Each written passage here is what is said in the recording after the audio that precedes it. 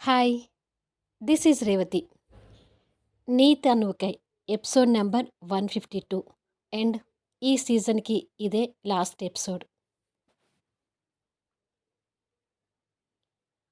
Kalyan America వెళ్ళిన వారం రోజుల తర్వాత ఆఫీస్ ఛాంబర్లో కదిలిస్తే కన్నీళ్ళు వచ్చేటట్టుగా దీనంగా కూర్చున్న మైథిలి దగ్గరికి రమేష్ మేనేజర్ వచ్చి గుడ్ మార్నింగ్ మేడం అంటారు. గుడ్ మార్నింగ్, కూర్చోండి అంటుంది. ఇద్దరు కూర్చొని మాట్లాడాలన్నారు.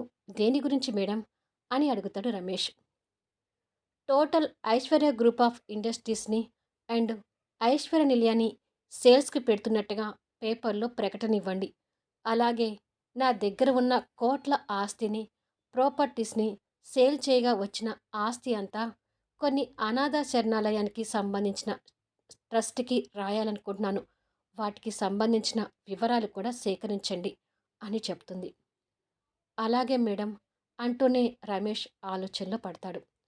అన్నట్టు రమేష్, ఐశ్వర్య కంపెనీస్ టాప్ 10 పొజిషన్లో ఉన్నాయి కాబట్టి కంపెనీ సేల్స్ అనగానే చాలామంది వ్యాపారవేత్తలు కొనడానికి రావచ్చు. కానీ ఐశ్వర్య ఇండస్ట్రీస్ని నిజాయితీగా మెయింటైన్ చేయగలిగే వ్యాపారవేత్తలకు మాత్రమే అమ్మాలనుకుంటున్నాను. అందుకే వీటిని కొనే వ్యాపారవేత్తల గురించి పూర్తిగా తెలుసుకోండి. ఆ బాధ్యత మొత్తాన్ని నీకే అప్పజెప్తున్నాను రమేష్ అని అంటుంది. అలాగే మేడం అంటాడు రమేష్. వెళ్ళి ఆ పనిలో ఉండండి అని చెప్పగానే ఆ ఇద్దరు వెళ్ళిపోతారు. వాళ్ళు వెళ్ళిపోగానే మైథిలి ఫోన్ తీసుకొని ఫోన్లో బాబు ఫొటోస్ని, వీడియోస్ని చూస్తూ ఈ పాటికే అమ్మని పూర్తిగా మర్చిపోయి ఉంటావు కదా నానా అని అనుకుంటూ కన్నీళ్ళు పెడుతుంటుంది. అదే టైంలో మోహన్ దగ్గర నుంచి కాల్ వస్తుంటుంది. కన్నీళ్ళు తుడుచుకొని ఫోన్ లిఫ్ట్ చేసి హలో అంటుంది. ఫోన్లో మోహన్ చెప్పేది విని కంగారు పడుతూ నేను ఇప్పుడే వస్తున్నాను మోహన్ అంటూ లేస్తుంది. కొన్ని గంటలకి మైథిలి కార్ ఓ హాస్పిటల్ ముందు ఆగుతుంది.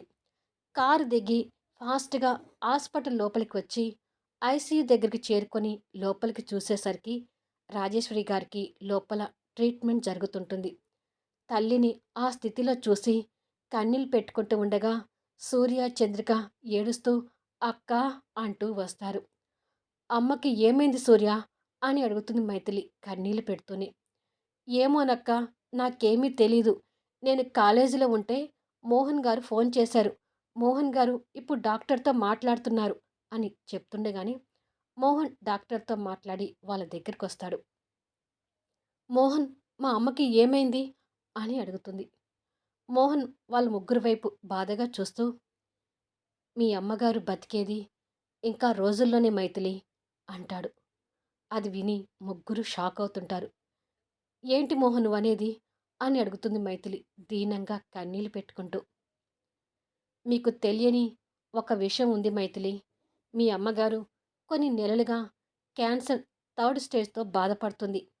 నీ సమస్యలు నీకే ఉన్నాయని చెప్పి నేను మీ అమ్మగారు ఈ విషయాన్ని నీ వరకు తీసుకురాలేదు. తను ఎక్కువ రోజులు బతకలేదని మీ అమ్మగారికి తెలుసు కాబట్టి నీకు పెళ్లి చేయాలని తొందరపడింది అని చెప్తాడు. అసలే బాధతో కుమిలిపోతున్న మైథిలికి ఈ వార్త ఇంకా కృంగతీస్తుంటుంది. సూర్య, చంద్రిక మైథిలిని పట్టుకొని ఏడుస్తుంటారు. మోహన్ సూర్యని దగ్గరికి తీసుకొని కంట్రోల్ సూర్య అంటూ ఓదారుస్తుంటాడు. మైథిలి అంటే ఎవరు అంటూ సిస్టర్ అక్కడికి వస్తుంది. నేనే సిస్టర్ మైథిలిని అంటుంది కన్నీళ్ళు తుడుచుకుంటూ. పేషెంట్ మీతో మాట్లాడాలనుకుంటున్నారు, వెళ్ళి మాట్లాడండి అని అంటుంది. సరే అని చెప్పి మైథిలి కన్నీళ్ళు తుడుచుకొని తల్లి దగ్గరికి వెళ్తుంది. రాజేశ్వరి కన్నీళ్ళు పెట్టుకుంటూ మైథిలి చెన్ని చేతిలోకి తీసుకొని చూడమ్మా మైథిలి, నా ఆరోగ్యం గురించి నీకు మోహన్ చెప్పే ఉండాలి కదా అని అడుగుతుంది. ఇప్పుడే చెప్పాడమ్మా అంటుంది కన్నీళ్ళు పెట్టుకుంటూ. మరికొన్ని రోజుల్లో సూర్య తన చదువుల కోసం విదేశాలకు వెళ్తున్న విషయం నీకు తెలిసిందే. నేను లేక సూర్య విదేశాలకు వెళ్ళి నువ్వు ఒంటరిగా మిగిలిపోతావమ్మా. ఇప్పటి వరకు ఒంటరిగా పడుకోవటానికే భయపడే నువ్వు ఒంటరితనంతో బతకలేవు.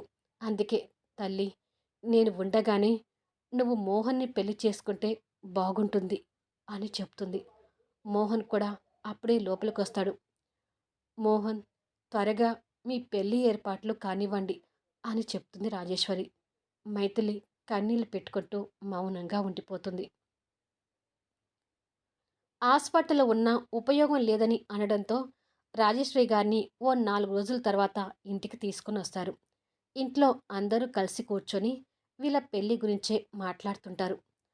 మోహన్ని పెళ్లి చేసుకుని జర్మనీ వెళ్ళాలంటే కంపెనీలని అమ్మి వెళ్ళడమే కరెక్ట్ అమ్మా అని రాజేశ్వరి గారు చెప్తుండగా లోపలికి రాబోతున్న రమేష్ ఆ మాటలు విని, అంటే మేడం ఈ కంపెనీలని అమ్మి మోహన్ పెళ్లి చేసుకుని జర్మనీ వెళ్తుందన్నమాట అని అనుకొని లోపలికొచ్చి మేడం అని పిలుస్తాడు. రా రమేష్, నేనే నీకు ఫోన్ చేయాలనుకుంటున్నాను, కూర్చో అంటుంది మైథిలి. రమేష్ వాళ్ళ దగ్గరికి వచ్చి కూర్చుంటాడు. ఏమైంది, నేను చెప్పిన పని పేపర్లో ప్రకటన ఇచ్చావా అని అడుగుతుంది మైథిలి. లేదు మేడం, ఈ విషయం గురించే మీతో 3 రోజులుగా మాట్లాడాలనుకున్నాను, కానీ మీరు హాస్పిటల్లో ఉన్నారని చెప్పి మాట్లాడలేదు అంటాడు. ఏం మాట్లాడాలి అడుగుతుంది మైథిలి. మోహన్తో సహా అందరూ కూడా ఏంటి అన్నట్టుగా చూస్తుంటారు. మీరన్నట్టు పేపర్లో ప్రకటన ఇస్తే ఐశ్వర్య గ్రూప్ ఆఫ్ ఇండస్ట్రీలు మంచి పొజిషన్లో ఉన్నాయి కాబట్టి ఎవరు పడితే వాళ్ళు పుట్టగొడుగులా వచ్చి కంపెనీ తీసుకుంటామని అంటారు. అందులో ఫ్రాడ్గా కంపెనీ నడిపే వాళ్ళు కూడా ఉండొచ్చు. అటువంటి వారిని మనం అంతగా గుర్తించలేము. అందుకే నాకు బాగా తెలిసిన ఒక ఎన్ఆర్ఐ వ్యాపారవేత్త శ్రీపతి గారు అని ఉన్నారు. విదేశాల్లో వాళ్ళ కంపెనీలు గుడ్ విల్తో రన్నప్ అవుతున్నాయి. వారికి ఇక్కడ కూడా వ్యాపారం చేయాలనే ఆలోచన ఉండటంతో మన కంపెనీ సేల్స్ విషయాన్ని నేను ఫోన్లో వారికి చెప్పాను. ఐశ్వర్య ప్రాపర్టీస్, ఐశ్వర్య నిలయం గురించి అన్ని వివరాలు తెలుసుకొని వాటిని కొనడానికి ఒప్పుకున్నారు. ఈ విషయం చెప్పి మీ నిర్ణయం ఏంటో తెలుసుకుందామని వచ్చాను అంటాడు రమేష్. మైథిలి ఆలోచిస్తూ, నువ్వు చెప్తున్నది కూడా కరెక్టే రమేష్. వీలైతే ఆ శ్రీపతి గారు ఇండియా వస్తారేమో చూడు. నేను ఒకసారి వారిని మీట్ అవుతాను అంటుంది. వారిప్పుడు ఇండియాలోనే ఉన్నారు మేడం. వీలైతే రేపు ఒకసారి మీరు ఆఫీస్కి వస్తే వారిని రమ్మని చెప్తాను అంటాడు. ఓకే, రమ్మని చెప్పు రమేష్ అని చెప్తుంది మైథిలి. అలాగే మేడం, కంపెనీస్ని సేల్స్లో పెట్టామనే టాక్ బయటకు వెళ్ళింది కాబట్టి వాళ్ళు వీళ్ళు మిమ్మల్ని అప్రోచ్ అవ్వాలని చూస్తుంటారు. తొందరపడి ఎవరికి మాట ఇవ్వకండి అంటాడు రమేష్. సరే రమేష్ అని అంటుంది. రేపు ఆఫీస్కి వచ్చాక కలుద్దాం మేడం అని చెప్పి రమేష్ వెళ్ళిపోతాడు. బయటికి వచ్చిన రమేష్ ఆర్యకి ఫోన్ చేస్తూ వెళ్తుంటాడు. మై డియర్ వీవర్స్, శ్రీపతి గారు క్యారెక్టర్ గుర్తుందా? ఆర్య సూసైడ్ అటెంప్ట్ టైంలో కళ్యాణ్ అమెరికా వెళ్ళినప్పుడు శ్రీపతి గారిని ఆర్య వాళ్ళ బాబాయ్గా పరిచయం చేశాను. మరుసటి రోజు ఆఫీసులో దాదాపు ఓ 45 సంవత్సరాల వయసు ఉండే పరశురామ్ అనే వ్యక్తితో మైథిలి మాట్లాడుతూ, సారీ, మా కంపెనీల్ని మీలాంటి వ్యక్తులకు అమ్మలేను అంటుంది.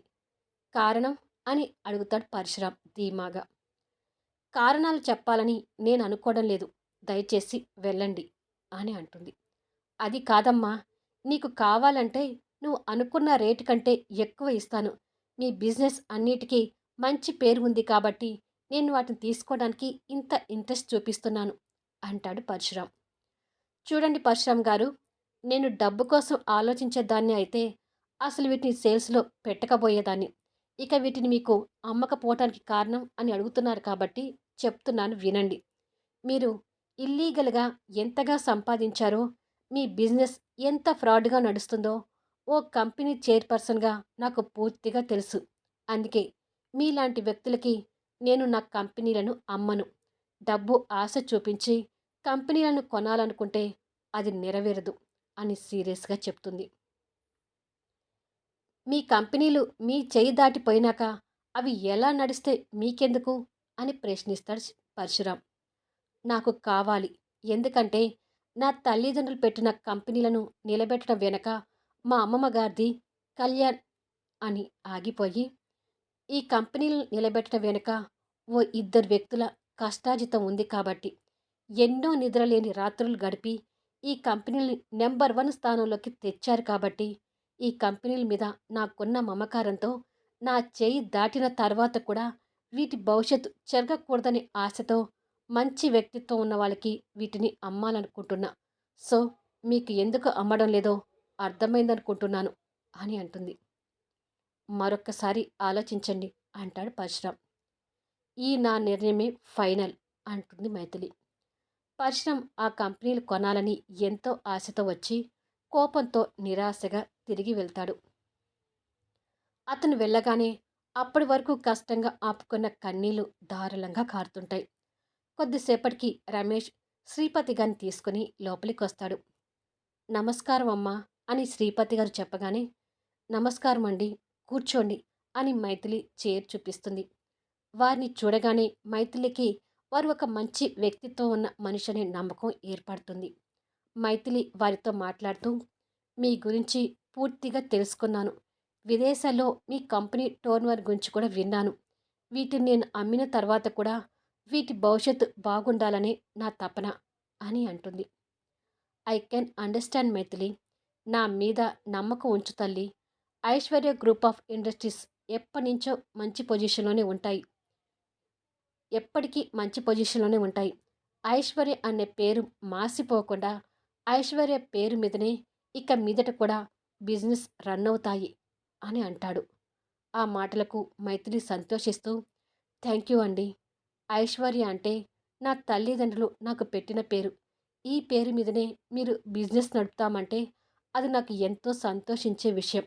ఇక మీరు ఒప్పుకుంటే మిగతా విషయాల గురించి మాట్లాడుకుందాం అని చెప్పి కంపెనీలకి ఐశ్వర్య నిలయానివి రేట్ ఫైనల్ చేసుకుంటారు. ఓకే శ్రీపతి గారు, రేపే అన్నీ పూర్తి కావాలంటున్నారు కాబట్టి రేపు మీరు ఐశ్వర్య నిలయానికి వస్తే డాక్యుమెంట్స్ మీద సంతకాలు అక్కడే పూర్తి చేసుకుందాం అని అంటుంది. అలాగేనమ్మా, ఈరోజు అడ్వాన్స్ ఇచ్చి రేపు పూర్తి డబ్బుతో వచ్చి కలుస్తాను అని చెప్పి కొంత డబ్బు అడ్వాన్స్గా ఇచ్చి వెళ్ళిపోతారు. కొద్దిసేపటికి మైథిలి కూడా ఆ ఆఫీస్ నుంచి వెళ్ళబోతూ వాళ్ళ అమ్మమ్మ గారు తన కోసమే కేటాయించిన చైర్పర్సన్ సీట్ని చూస్తూ మొదటిసారి ఆ సీట్లో కూర్చున్నప్పుడు కళ్యాణ్కి తనకున్న జ్ఞాపకాలు గుర్తు చేసుకొని ఇక ఆ చైర్తో తనకి సంబంధం తెగిపోయినట్టుగా చూసి కన్నీళ్లు పెట్టుకుంటూ సీఈఓ క్యాబిన్లోకి వస్తుంది. ఖాళీగా కనిపిస్తున్న సీఈఓ చైర్ని చూస్తూ, ఓ ఎనిమి అంటూ కళ్యాణ్ ఆ సీట్లో కూర్చొని తనని ఆట పట్టించిన జ్ఞాపకాల్ని గుర్తు చేసుకుంటూ కన్నీటి పర్యమవుతుంది. కళ్యాణ్ జ్ఞాపకాలతో కష్టంగా ఆ క్యాబిన్ వదిలి బయటికి వచ్చేసరికి స్టాఫ్ అందరూ తన దగ్గరికి వచ్చి గుమ్మికొని, కంపెనీస్ని అమ్ముతున్నారంటే బాధగా ఉంది మేడం అని అంటుంటారు. వర్రీ కాకండి, ఇక్కడ ఏ ఒక్కరి ఉద్యోగానికి ప్రాబ్లం ఉండదు. నేను ఆ విషయాలు కూడా పూర్తిగా మాట్లాడాను. మీరు సంతోషంగా మీ ఉద్యోగాలు చేసుకోవచ్చు అని చెప్తుంది. Thank you madam. మీరు ఈ కంపెనీలన్నీ అమ్మేసి ఎవరో మోహన్ అనే వ్యక్తిని పెళ్లి చేసుకొని జర్మనీ వెళ్ళిపోతున్నారంట, నిజమేనా అని అడుగుతారు స్టాఫ్ మెంబర్స్. మైథిలి వస్తున్న కన్నీళ్లను కష్టంగా ఆపుకుంటూ నిజమే అని చెప్తుంది. కొద్దిసేపటికి స్టాఫ్ మెంబర్స్తో మాట్లాడి మేనేజర్ని రమేష్ని కూడా రేపు ఐశ్వర్య నిలయానికి రమ్మని చెప్పి వెళ్ళిపోతుంది. మరుసటి రోజు మైథిలి మోహన్తో కలిసి ఐశ్వర్య నిలయానికి వచ్చిన కొద్దిసేపటికే శ్రీపతి గారు కూడా అక్కడికి చేరుకుంటారు. రమేష్ పేపర్స్ అన్నీ రెడీ చేయించి తీసుకొని వస్తే మైథిలి వాటి మీద సైన్ చేసి శ్రీపతి గారికి ఇచ్చి, ఇప్పటి వరకు ఈ ఐశ్వర్య నిలయాన్ని ఓ దేవాలయంగా చూస్తూ వచ్చారు. మీరు కూడా ఈ నిలయాన్ని చెక్కు చెదనివ్వకుండా చూసుకోండి సార్ అని రిక్వెస్ట్గా చెప్తుంది. తప్పకుండా అమ్మా, ఇప్పుడు ఈ ఐశ్వర్య నిలయం ఎలా ఉందో ఎప్పటికీ అలాగే ఉంటుంది అని నమ్మకంగా చెప్తాడు.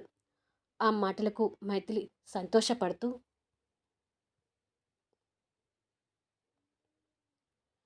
ఇక సెలవండి అని చెప్పి ఆ నిలయంలో అక్కడున్న జ్ఞాపకాల్ని తలుచుకుంటూ బాబుతో తనకున్న అపురూప క్షణాల్ని గుర్తు చేసుకుంటూ కన్నీళ్లు పెట్టుకుంటూ ఉంటే మోహన్ దగ్గరికి వచ్చి, ఇక పద మైథిలి అని అంటాడు. మొదటిసారి తను ఐశ్వర్య అని తెలిసినప్పుడు తను కూర్చున్న కుర్చీ వైపు కూడా బాధగా చూస్తూ ఆ కుర్చీలో కూర్చొని కళ్యాణి బయటికి పంపించిన సంఘటనని గుర్తు చేసుకుంటూ ఒక్కొక్క అడుగు వేస్తూ కన్నీళ్లతో కష్టంగా ఆ నిలయాన్ని వదిలి వెళ్తుంటే బాధపడొద్దు అన్నట్టుగా మోహన్ తన భుజం చుట్టూ చేయి వేసి ఐశ్వర్య నిలయం నుంచి బయటికి తీసుకెళ్తుంటాడు.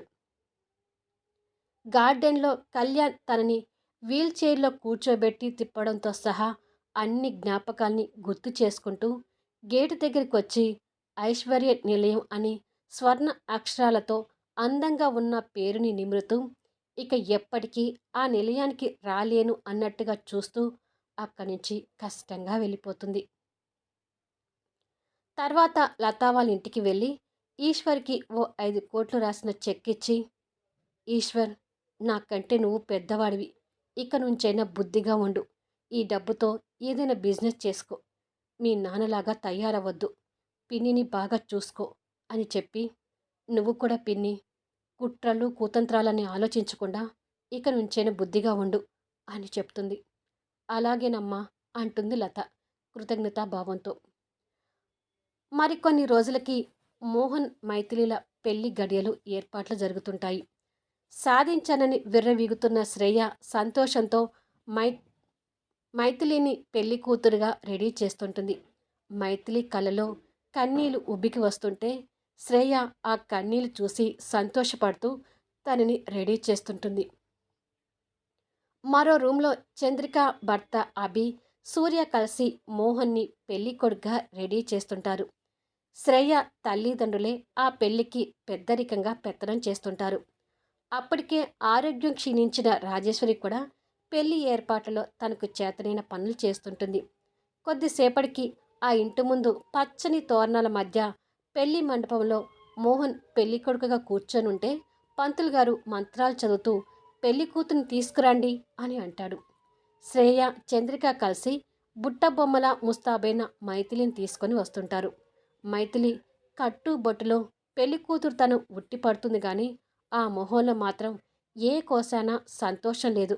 కన్నీళ్లు పెట్టుకుంటూ నేను నిమిత్తురాల్ని మాత్రమే అన్నట్టుగా మోహన్ పక్కన పెళ్లి కూతురుగా కూర్చొని ఉంటుంది. ఇక శ్రేయకి తన తల్లిదండ్రులకి ఆ పెళ్లిని చూస్తుంటే వారి సంతోషానికి హద్దులు లేవు. శ్రేయ తన ఫోన్లో పెళ్లి కూతురు పెళ్లి కొడుకు ఫోటోల్ని బంధిస్తుంటుంది. బాజా భజంత్రీల మధ్య పంతులు గారు మంత్రాలు చదువుతూ బాబు, అమ్మాయి మెడలో తాళి కట్టు అని అంటాడు. మోహన్ ఆ తాళిని అందుకొని మైథిలి మెడలోకి తీసుకెళ్తాడు. మైథిలి తలదించుకొని కన్నీళ్లు పెట్టుకుంటూ గుండెల మీదకి వేలాడుతున్న తాళిని చూస్తుంటుంది. శ్రేయ ఆ ఫోటోని తీసి కళ్యాణ్కి పంపిస్తుంది. అమెరికాలోని ఓ నిర్మానుష ప్రదేశంలో బాబు బుడిబుడి నడకలతో ఆడుకుంటూ ఉంటే కళ్యాణ్ బాబుని చూసుకుంటూ ఆలోచిస్తున్న టైంలో ఫోన్కి మెసేజ్ వచ్చినట్టుగా వినిపిస్తుంది. ఆ ఫోన్ తీసి చూస్తాడు. శ్రేయ పంపించిన మైథిలి మోహన్ల పెళ్లి ఫోటో బాధగా చూస్తూ మా పెళ్లికి అడ్డు రావద్దని వేడుకున్న మైథిలి మాటల్ని గుర్తు తెచ్చుకుంటూ wish you happy married life Maithili, నువ్వు ఎప్పుడూ సంతోషంగా ఉండాలని కోరుకుంటున్నాను అని అనుకుంటాడు. మరో సంవత్సరానికి అక్కడ బిజినెస్ మ్యాన్గా సెటిల్ అయిపోయిన కళ్యాణ్ ఫోన్కి మరో ఫోటో వస్తుంది. మోహన్, మైథిలి జంటకి కవల పిల్లలు పుట్టినట్టుగా చెరొక బిడ్డని ఎత్తుకొని ఉన్న ఫోటో అది. కళ్యాణ్ ఆ ఫోటో చూసి ఆశ్చర్యపోతూ ఓ, మైథిలికి కవలలు జన్మించారా, గుడ్ అని అనుకుంటూనే నా తనువున ప్రాణం నీకై అన్నట్టు గుర్తుగా తన మీదున్న ప్రేమతో కళ్ళల్లో కన్నీళ్లు సుడిగుండంలా తిరుగుతుంటాయి. ఈ సీజన్ సమాప్తం. ఈ స్టోరీ ఇంకా ఉంది, అయిపోలేదు. ఇక్కడున్న డౌట్స్ సెకండ్ సీజన్లో క్లియర్ అవుతూ వస్తుంటాయి. సెకండ్ సీజన్ నా తనువున ప్రాణం నీకై స్టార్ట్ అవుతుంది. ఇక ఒక టైంలో మైథిలి తన కాబోయే భర్త ఎలా ఉండాలి అని ఆర్యకి చెప్పిందో ఆ లక్షణాలని నేను కళ్యాణ్లో చూపిస్తూ వచ్చాను. మరొక టైంలో శశిధర్ మైథిలిని పెళ్లి చేసుకున్నాడని భ్రమపడి మైథిలి మరొకరికి భార్య కావడం విని తట్టుకోలేక కళ్యాణ్ శశిధర్ని గొడ్డలితో నరకాలని తెగించాడు. జర్మనీ వెళ్ళి మోహన్ని చంపాలని బయలుదేరాడు. ఇప్పుడు అదే కళ్యాణ్ మైథిలి మోహన్కి భార్య అయిందని తెలిసినా వాళ్ళ దాంపత్య జీవితం బాగుండాలని కోరుకుంటూ సైలెంట్గా పక్కకి తప్పుకున్నాడు. స్టోరీ మొదట్లో హీరో ఆలియస్ విలన్గా చూపించిన కళ్యాణ్ని ఇప్పుడు పూర్తి హీరోగా చేస్తూ ఈ పార్ట్ని ముగిస్తున్నాను. మైథిలి పెళ్లి జరిగి పిల్లలు పుట్టినట్టుగా 1 సంవత్సరం చూపించాను కాబట్టి సెకండ్ సీజన్ నా తనువున ప్రాణం నీకై మరో 4 సంవత్సరాల నుంచి కథ స్టార్ట్ అవుతుంది. దయచేసి నిరాశపడకండి. సీక్వెల్ చాలా బాగుంటుంది. సీక్వెల్ కూడా వెంటనే స్టార్ట్ అవుతుంది. ఆ వీడియోస్ కూడా మిస్ కాకుండా చూడండి.